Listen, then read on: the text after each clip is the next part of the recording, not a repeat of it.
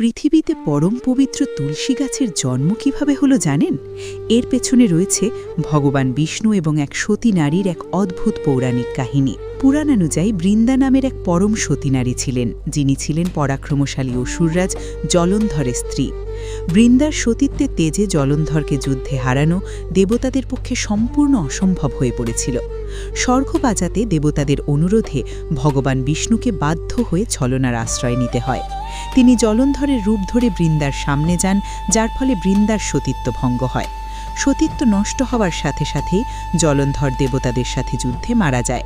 সত্য জানতে পেরে ক্রোধে ফেটে পড়েন বৃন্দা এবং তিনি ভগবান বিষ্ণুকে পাথর হওয়ার অভিশাপ দেন, যা আজ আমাদের কাছে শালগ্রাম শিলা নামে পূজিত হয়। কিন্তু বৃন্দার অটুট ভক্তিতে সন্তুষ্ট হয়ে বিষ্ণু তাকে আশীর্বাদ করেন। বৃন্দার আত্মত্যাগের পর তার চিতাভস্ম থেকেই জন্ম নেয় পবিত্র তুলসী গাছ।